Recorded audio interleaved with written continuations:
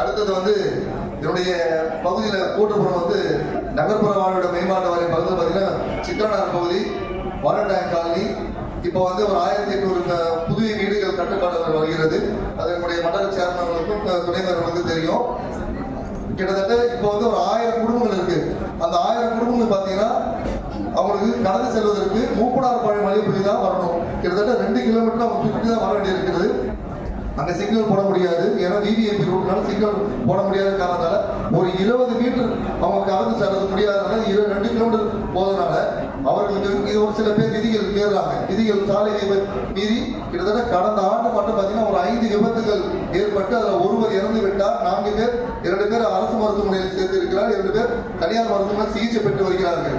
அவர்களுடைய நலன் கருதி அந்த பிரிட்ஜுக்கு கீழே ஒரு யூட்டர்ன் பிரிட்ஜ் அமைக்கிறதுக்கு மேற்கொண்டு வந்தீங்கன்னா நல்லா இருக்கும்.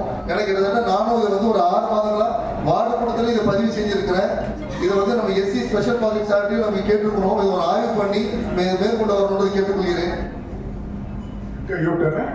கோட்டுப்புறம் பிரிட்ஜ் இருக்கலாம், அது யூட்டர்ன் விநாயகர் சுற்றி ஆய்வு பண்ணி பண்ணீங்கன்னா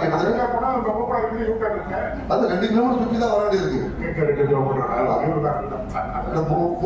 திரும்பி நீங்க கோட்டுக்கு வரதுக்கு இந்த பகுதி. ஏன்னா இது என்ன நடக்குதுன்னா பக்கத்தில் இருக்க பிள்ளையார் கோயிலுக்கு ஒன்மையில தான் வராங்க எல்லாருக்கும். ஒன்மையில வரும்போது இதுதான் விபத்து நடக்கிறது. போக்குவரத்து கவனத்துக்கு போன ஒரு 3 மாதத்துக்கு முன்னாடியே மேயர் அவர்களிடம் இந்த கேள்வி பதில் கேட்கும் போது மேயர் அவர்கள் போக்குவரத்து கவனம் சொல்லியிருக்காங்க. ஆனா யாரும் வந்து பார்க்கல. யாரும் அது நான் கேட்டது வந்து ஒரு பீக் டைம்லயாவது கொஞ்சம் வந்து பார்க்க சொல்லி கேட்டிருக்கோம், அதுவும் செய்யல.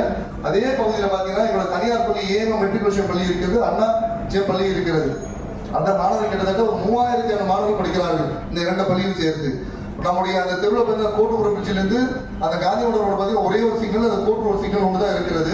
நடுவில் வந்து அமைச்சர் துறைமுருகன் நம்பிட்டாங்க. அது வந்து பிளிக்கர் வந்து யாரும் கண்ட்ரோல் பண்ண முடியாது. கண்டினியூஸா போறது தான் அது சிக்னல். 1 மினிட் சிக்னல் இல்லைனா அது பிளிக்கர் சிக்னல். அது இதை வந்து ஒரு கருத்தில் கொண்டு அந்த மாணவர் செல்வம் கிட்டத்தட்ட ஒரு 3000 மாணவர்கள் படிக்கிறார்கள். அவர்களுக்கு ஒரு நடை மேம்பாடு கிடைச்சா ஒரு பாதுகாப்பா இருக்குன்றதான் ஒரு வேண்டுகோளா வைக்கணும். அதுக்கு அடுத்தது நம்முடைய போனா